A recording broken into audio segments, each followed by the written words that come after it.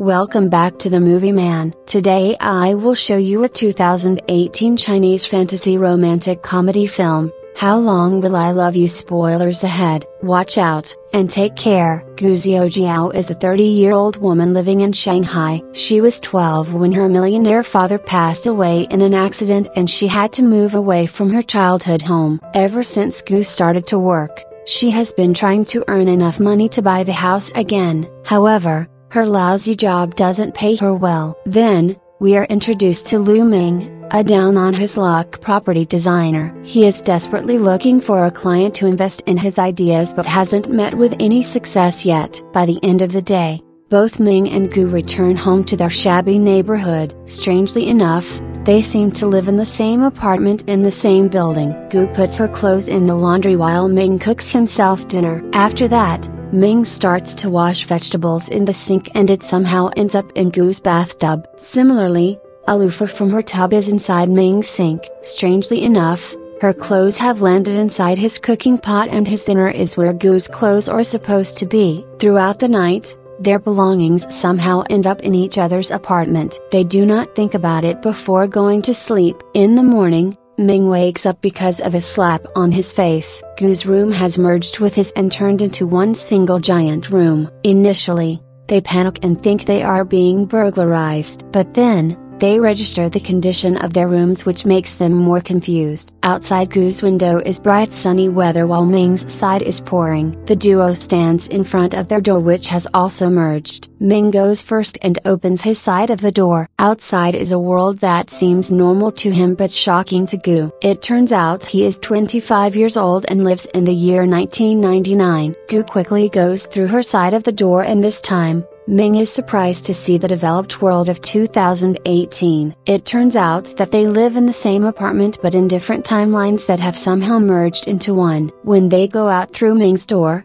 they reach his world of 1999. And outside of Gu's door is her world of 2018. Gu slaps Ming in the face to see if she is dreaming. When it hurts him, it is clear to both of them that their fates have entangled with no possible explanation. They try opening the doors at the same time, which causes the apartment to merge further. Upon further inspection, they find out they cannot open each other's door and can only walk through it when the other person does. Gu realizes that in Ming's timeline, her father is still alive. She quickly makes her way to her childhood home and sees her younger self playing with her father. The sight makes her emotional, but when she tries to approach them, the earth shakes and stops her. At home, Ming also wants to see what happens to him in the future. Instead of going out, Gu gives him her laptop so he can look himself up on social media. Ming is amazed by the new technology, but when he goes to type his name, the ground shakes again. They register that they cannot make contact with their future or past selves since two of the same person cannot exist at the same time. At night, Gu plays music on the phone and orders food through AI assistants. Ming is stunned by everything that the new phones can do. In the following scene, a group of wealthy businessmen and scientists are in a meeting about dimensional shifts. The scientist gives an example of a disappearing plane to prove that it traveled through time and dimension before returning to its place of origin. According to his research, a merge of the dimensions has already formed in the city. Now all they have to do is find the coordinates to the place. The businessman plans to use the dimensional portal to make money. We do not see his face throughout the meeting, but it is clear that he is funding the research to profit using the phenomenon. At night, Gu and Ming cannot fall asleep. Gu talks about her father's death and the impact it had on her. She only has his keyring to remember him with after the house and all of his belongings were taken away by loan sharks. The following day, they go about their normal life through the respective sides of their doors. Gu is looking for a rich husband who can buy her the house in exchange for her hand in marriage. She goes on several dates with guys but hasn't found anyone who is willing to fulfill her wishes yet. Gu is on yet another blind date with a man who seems to like her very much. When he asks her what she expects in a relationship, She shows him a virtual presentation of the house. The guy feels like he is in a meeting with a realtor, which is definitely not what he is looking for on a first date. Then Gu meets a man from an online dating app. She tells him her condition for marriage and he happily agrees to it. It turns out the man owns a farming business and is a millionaire. He is the double of Gu's age and talks like a pervert, but she still decides to give him a chance. He wants to pay only half of the down payment for the house so it could be bought in both their names. They go to an ATM to withdraw the money. Gu goes first and hands the money to the guy before sending him to buy a bottle of water. But to her unfortunate luck, he turns out to be a scammer who runs away with her money. She has to stay outside the bank for hours before the police arrive and investigate. Ming, on the other hand, is enjoying a snack inside a bathroom stall. He overhears the CEO of his company and his manager talking about an upcoming business. After the CEO leaves,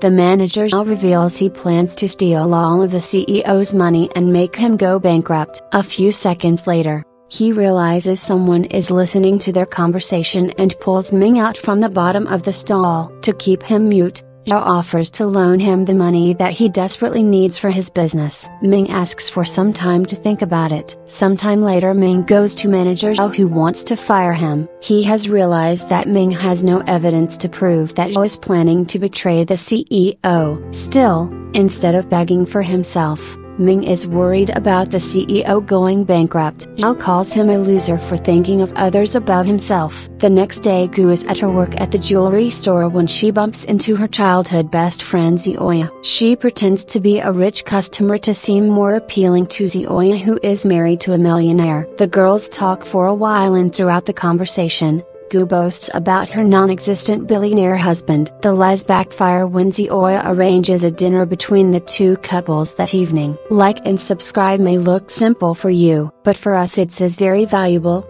Please like and subscribe. Thank you for your support. Gu makes Ming wear a rented suit and brings him to dinner. It goes well for the first half before Ming drinks from the ice cup, shows the rent tag and his coat, and says that he works as a UFO researcher. At the end of the night, the fake $1 million diamond in Gu's finger falls on the stove and melts. She returns home crying while Ming consoles her. The two watch the TV together when a show about lottery tickets catches their attention. The next day, they excitedly collect the winning numbers of the lottery ticket and buy them in the year 1999. Even before the results are announced, they start to celebrate. Gu takes Ming out on a date where they play VR games, walk around the city, and go to the bar. At the end of the day, they forget that they are broke and drink more than they can afford. Gu gives the restaurant her expensive purse, promising to return the money the next day. The next morning they wake up on the same bed. They are nervous because it is the day lottery results will be announced. They eagerly wait for the announcement and are overjoyed when they actually win the lottery. However,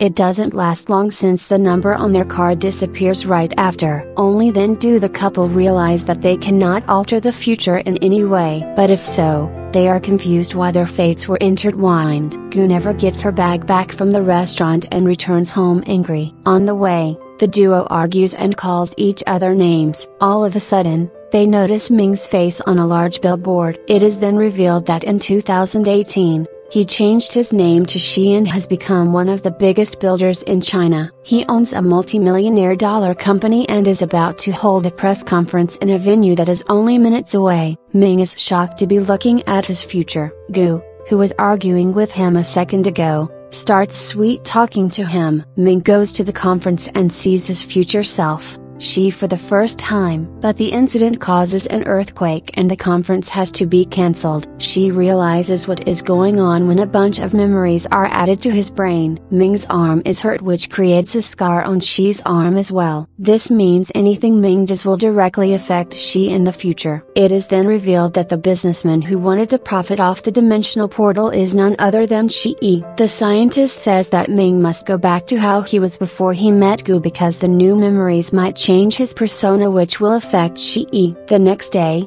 Ming goes to Zhao with a resignation letter. Since he is bound to become successful in the future, he doesn't want to accept the money from Zhao. The same day, She visits Gu at work and takes her out on a date. He claims that he wants to treat her because he knows she was close to him in his younger years. The man and Ming are the same people, but Gu doesn't feel comfortable around she as she feels with Ming. He takes her to a fancy restaurant, but it is too awkward for Gu to enjoy. At the end of the date, she asks her to stay away from Ming because her involvement will cause him to divert from his true purpose in life. He promises to buy her the house she always wanted in turn for her loyalty. Gu agrees to do as told, not for the house but for Ming's future. She returns home at night and hugs Ming before telling him that she is moving out. She also says that she asked him to take manager Zhao's offer. The next day, Gu moves out of the apartment, but coincidentally, her door is left open by an umbrella. This means Ming can go to 2018 even without her help. Somewhere else,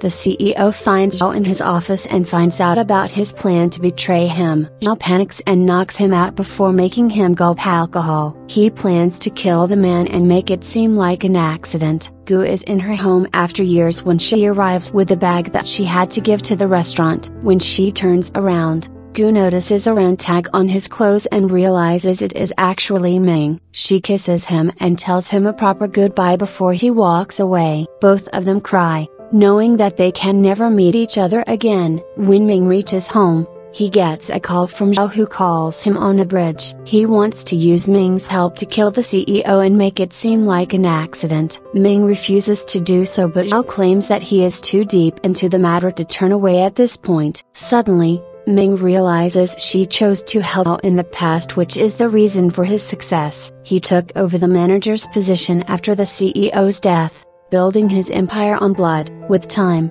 he became ruthless to the workers and cared only about money. That is why he is a completely different person from Ming. The universe has given Ming a chance to make the right decision this time. Furthermore, by the CEO's hearing, he discovers he is Gu's father. All this time, Gu was orphaned because of the decision she took. Not wanting to make the same mistake, Ming saves the man's life. As soon as he does so, the evil she of 2018 disappears, meaning Ming changed the future. Now, Gu will never have to lose her father and will grow up to be someone else. This also means that the current Gu will cease to exist. In the last scene, we see Gu and Ming return to their apartment in different timelines. When they meet in the middle, Gu disappears. That was all of the video. I hope you enjoyed it. Thanks for watching.